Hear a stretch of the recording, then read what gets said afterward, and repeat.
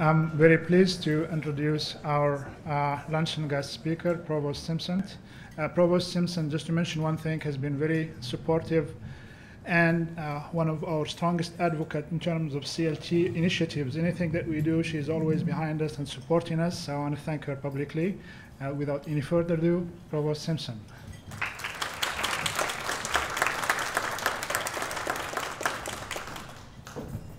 Thank you, Mohammed, and good afternoon.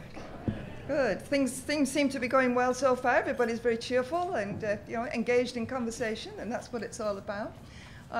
Before I just make a few remarks, I do want to address the slide that's up there now. The Provost Conversations on Teaching and Learning. I know that Alison and Mohammed did a survey to get some responses on that. But just a word about why we thought about setting that up in the first place. One of the things that we find as the university has grown so much over the last few years, and at the same time we went into those terrible budget cuts, so we didn't have as many faculty, we didn't have as much support as we had. So we had this huge group of students that had come in. Almost 3,500 new students came in, and we weren't able to add in the faculty and support staff to serve those. If you think about it, we added the equivalent of a small liberal arts college, and we just kind of added it in with no extra staff, no extra support. And so, first of all, the thanks are really due to everyone in the university, and especially to many of you here, for helping to absorb those students and work with them. But then it became apparent that one of the things that we struggled with was not only with these new students, but these are students that come to us with very different backgrounds than almost any of us in this room. There are one or two young people here who have not been long out of college, but most of us have been out a few years. And in that time, there's been a huge change in the students that come out of high school. It's not just apparent, it's not just a perception that their attention spans are shorter, they are indeed shorter.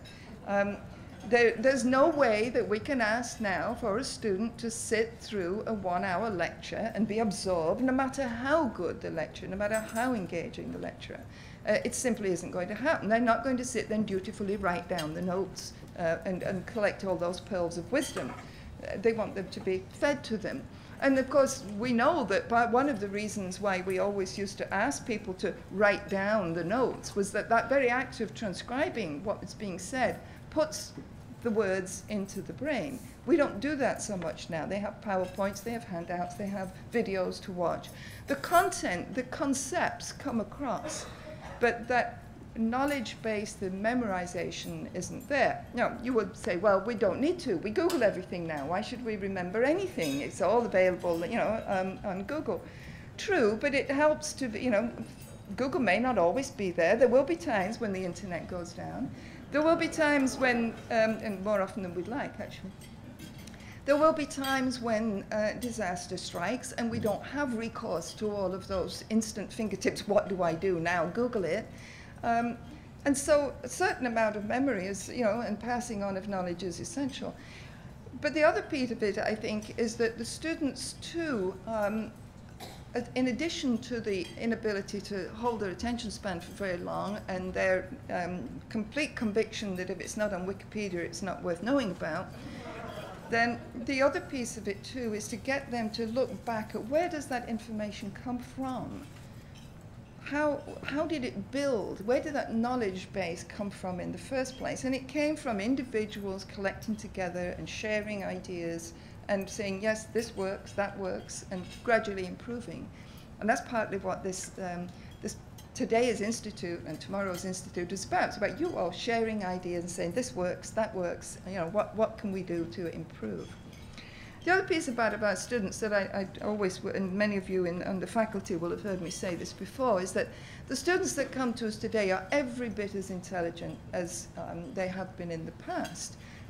It's not that something terrible has happened to the human race, so that all of our sort of 19-year-olds are suddenly no longer able to function.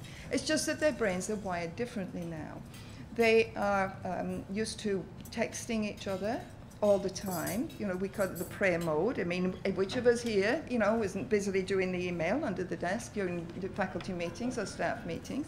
We do it too, so we shouldn't really criticize them for not paying attention the whole time.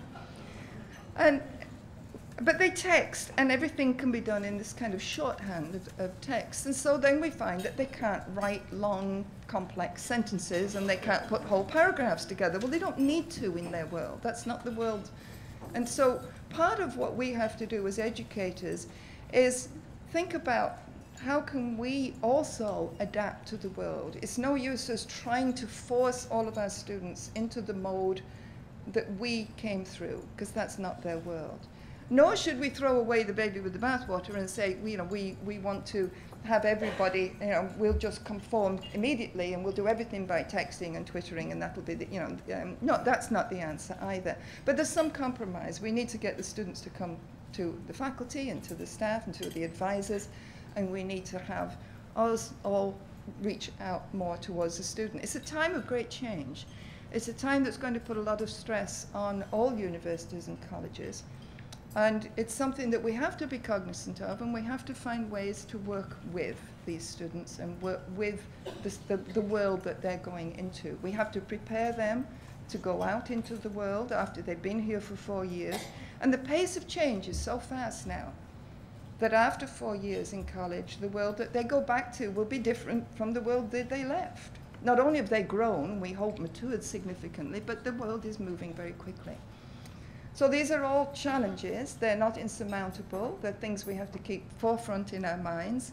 I'm very pleased that we have what has always been traditionally the distance learning group, but in fact is our technology-enhanced teaching area that works just as well on campus, face-to-face, as it does out at distance. And so we have this capability, far better than most universities, I would say, in the nation. To really use the technology in interesting, innovative ways to reach our students and to help them succeed. So I do thank you for being a part of this institute. And again, circling back around, the Provost Conversations on Teaching and Learning are just about these different ways that we can reach our students, whether they be very large classes. Some of you I know, and some who are not here, teach large classes. You know, and by large, I mean, you know, well over 100, 200, 300 students at a time.